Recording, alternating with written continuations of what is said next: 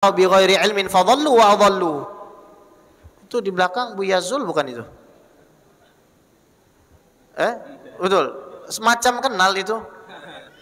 Berhubung muftinya sudah datang, jadi Habib Ges segera menuju bandara. Assalamualaikum warahmatullahi wabarakatuh. Mana dia? Loh, astagfirullahaladzim. Nggak boleh antum, haram. Nggak boleh. Itu senior saya itu. Lihat aja wajahnya sudah jauh dengan saya kan. Haram alik. La haram alik. Ngapain ngumpet? Ya Allah, astagfirullah. Biasa kalau murid kursinya sama, guru beda sendiri Mang Mauna ya. Jadi ini 3 murid ya, 3 murid mau diuji oleh gurunya. Di sini yang sudah doktor cuma beliau aja. Jadi dokter itulah yang akan muji gitu kan. Ya, shollu ala Nabi Muhammad.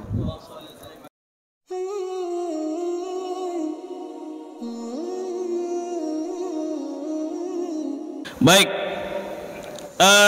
sekarang kami mohonkan untuk masing-masing bagi yang ingin memberikan pertanyaan, silakan menuliskan di lembaran kertas yang tersedia.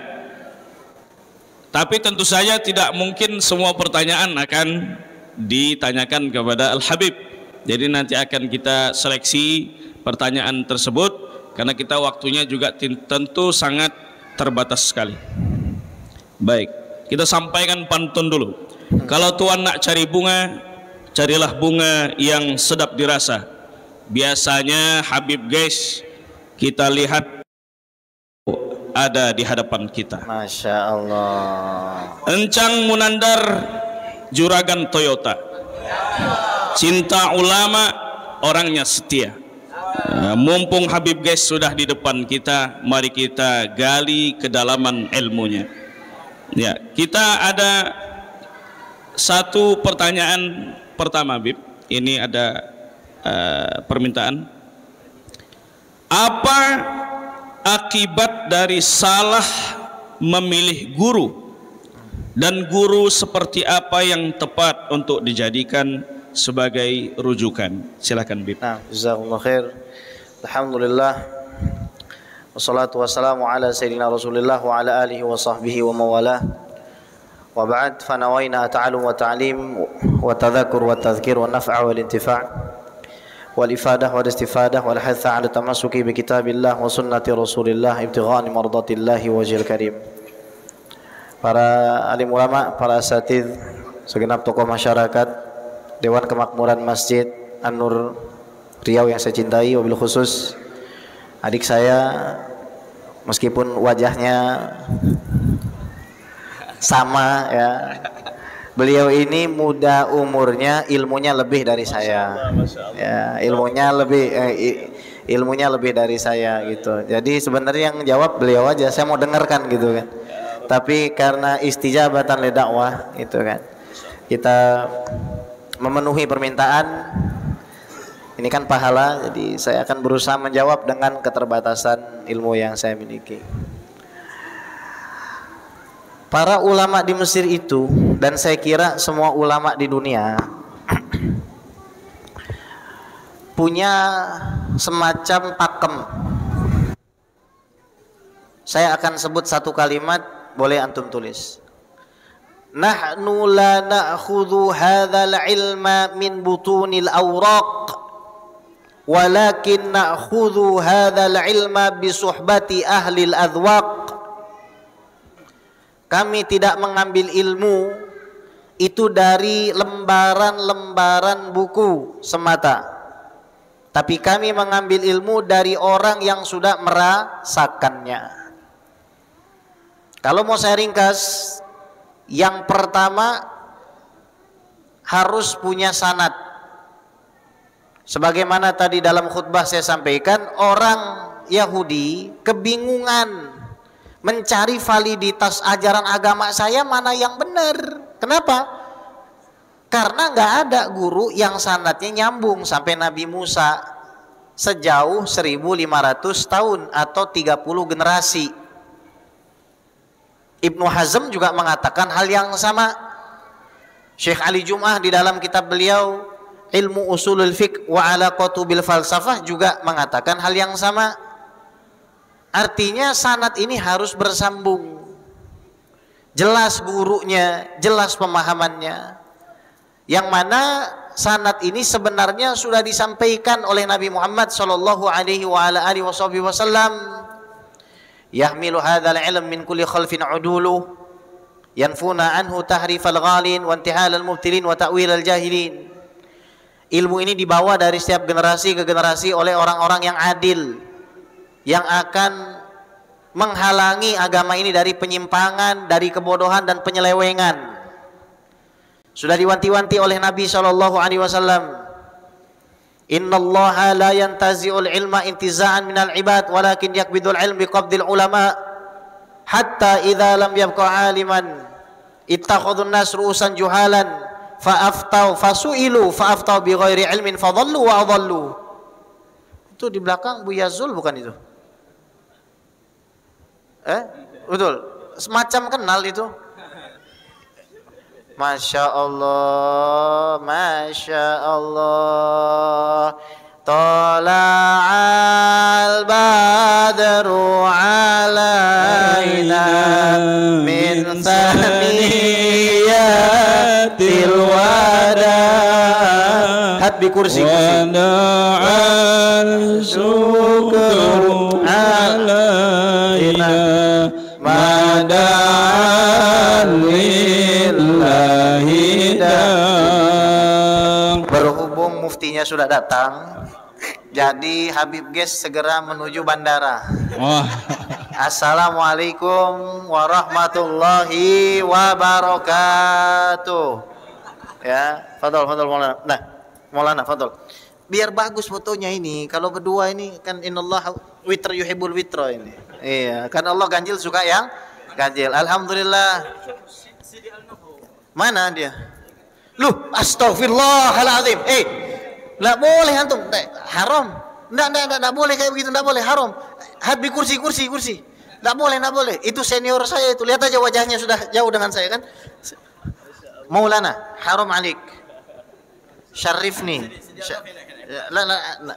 Ente jangan aneh-aneh. Ana gayuna min ajlak yani, khalas. Ana gayuna min ajlak. Hada baitak. Leis yani. Haram alik. La haram alik. Ngapain ngumpet? Ya Allah, astagfirullah. Nah, kan. Biasa kalau murid kursinya sama. Guru beda sendiri Mang Maulana ya. Jadi ini 3 murid ya, 3 murid mau diuji oleh gurunya. Di sini yang sudah doktor cuma beliau aja. Jadi doktor itulah yang akan muji gitu kan. Ya, shollu ala Nabi Muhammad. Jadi kita lanjutkan sedikit saja. Yang pertama harus ada sanad yang bersambung. Sanad ini bukan sanad riwayat saja, tapi sanad diroya. Harus ngerti, harus faham. Maka di dalam ilmu fikih itu ada namanya malakah fikhiyah, kemampuan yang diasah. Innamal ilmu bita'allum wal fiqhu bitafaqquh. Tidak bisa kita belajar sendiri kalau tidak ada guru tempat kita bertanya. Dalam fikih ada bab namanya iftiradat. Namanya iftiradat al-fikhiyah, kemungkinan-kemungkinan yang terjadi di dalam ilmu fikih yang mungkin belum terjadi, apa hukumnya, itu dibahas. Makanya ada tradisi namanya bahsul masail. Itu yang pertama. Nah, kalau kita bicara syekh, ini ada macam-macam. Ada syekhu ta'lim yang ngajar kita nahu sorof, itu syekhu ta'lim. Ngajar kita ajrumiyah, itu syekhu ta'lim. Ngajar kita fikih, itu syekhu ta'lim. Ada namanya syekhu tarbiyah. Syekhu tarbiyah ini yang menunjukkan kita jalan untuk mentarbiyah kita punya kolbu. Mungkin dia tidak seberapa alim. Mungkin dia tidak sealim kita di dalam fan-fan keilmuan zahir. Mungkin dia tidak seluas pengetahuan kita. Tapi pemaknaan di dalam ilmu sholat, kemudian di dalam puasa, mentarbiyah kita punya hati. Yang mana cirinya? Satu pastinya muqayyad bil kitabi wa sunnah. Jadi zaman sekarang banyak aliran tasawuf jadi-jadian. Ana mursyid. Ana baca kitab di majelis itu At-Thoriq ilallah, jalan kepada Allah. Kitab tasawuf, tapi dari awal ana disclaimer. Lastu syaikhan. Kita semata-mata hanya qiraah membaca perkataan para ulama. Makanya Syekh Ali Jum'ah pernah bilang gini, man tasaddara qabla ayata'allam kaman tazabbaba qabla ayyatahasram. Apa tuh artinya? Kalau ada orang nggak pernah belajar kepada para ulama, nggak pernah memberikan dirinya kepada para ulama untuk dikritik, untuk diasah, maka kalau dia bertasoddur, yajlis li ta'lim, fayaqul li nafsi bi anau syekh, dia mengatakan saya ini adalah seorang syekh, saya begini fulan. Ini seperti mau bikin kismis dari anggur yang belum masak. Bisa nggak? Nggak mungkin bisa. Untuk bikin kismis itu anggurnya harus masak. Kemudian nggak mesti juga penampilan zahirnya jenggotnya panjang. In kana bitulil liha yastaujibuna al-qadha idza kana hadza keda fataisu adlur ridha. Kalau dengan jenggot panjang itu dikatakan guru, maka kambing lebih pantas jadi seorang orang guru. Ada lagi yang namanya Syekhul Futuh. Futuh itu bisa di dalam fan ilmu yang sederhana seperti nahu. Tadinya kita nggak paham-paham, ketemu beliau jadi faham, yang membukakan pintu. Tapi ada Syekhul Futuh di dalam urusan ruhani juga, yang jelas tidak boleh melanggar daripada syariat. Maka Syekh Ali Jum'ah mengatakan namanya tasawuf, lihat, at-tasawuf yazulu ma'hu takalluf wa la yuskitu taklif. Hilang rasa beban di dalam diri kita ketika beribadah. Kalau kita bangun untuk malam hari sholat malam, AC 16, awal-awal pasti kedinginan. Tapi kita lawan itu. Lama-lama yang namanya takalluf, beban seperti itu akan hilang. Akhirnya berubah menjadi apa? Nikmat. Tapi taklifnya tidak hilang. Nah, zaman sekarang ada orang mendakwa wali malamatiyah. Nah, itu bukan malah mati, malah mati nanti ini. Nah, maka harus hati-hati mengambil guru itu. Jangan la naktafi bil madhar. La yuktafuna bil madhahir. Enggak mesti dengan apa namanya? Dengan penampilan yang wah, dengan jubah. Ini saya peringatkan jangan sampai tertipu. Ada kisah lucu juga ini, di zaman Nabi Sulaiman alaihissalam tuh ada burung. Ini hikmah ya. Burung ini mau minum. Tapi ada anak kecil, dia bilang kalau saya minum nanti mata saya dilempar batu. Diam. Setelah anak kecil pergi, datang orang jenggotnya panjang. Wah, ini nggak mungkin melempar saya. Ternyata ketika burung itu datang, dilempar matanya hingga pecah. Datang ke Nabi Sulaiman. Fasyaka ila Sulaiman. Kata Nabi Sulaiman, mana yang mecahkan mata kamu? Panggil sini. Dipanggil. Alaka fihi haja. Apakah kamu punya hajat sampai kamu pecahkan mata burung ini? Nggak ada ya Nabi Allah. Kalau begitu mata kamu saya pecahkan. Apa kata burung itu? La ya Nabi Allah, jangan. Saya tidak tertipu dengan matanya. Saya tertipu dengan. Ini bukan artinya kita anti jenggot. Karena jenggot melupakan sunnah Nabi. Ini jenggot semua ini. Cuman jangan dilihat dari segi mazhar dan dari segi penampilan. Jadi sanad. Kemudian kita lihat asy-syekh yuqtada bih. Zaman sekarang itu kebanyakan jarkoni iso ngajar, ora iso ngelakoni. Maka Anda akan lihat orang-orang yang memang betul-betul dia rosikh dalam ilm, dalam ketaatan, itu pasti ibadahnya juga nggak kaleng-kaleng. Nggak kaleng-kaleng, selalu dia berpuasa, selalu dia bersedekah. Ngaku syekh tapi pelit. Masuk akal nggak itu? Kira-kira untuk diikuti nggak? Ngaku seorang syekh tapi tidak puasa sunnah. Ya, jadi panjang kalau kita membahas ini. Tapi yang jelas kita ikuti saja kaidah para ulama. Yang pertama, akidahnya harus Asy'ari Maturidi. Kemudian berfikih dengan 4 madhab. Ini kalau dijelaskan panjang lah, beliau-beliau sudah lebih tahu dari saya ya. Bagaimana fase inqiradul madzahib itu, gimana madhab itu menjadi extinct, menjadi nggak ada. Itu dijelaskan oleh Syekh Ali Jum'ah di dalam Al-Madkhal ila Dirasatil Madhahibil Arba'ah. Itu panjang penjelasan beliau.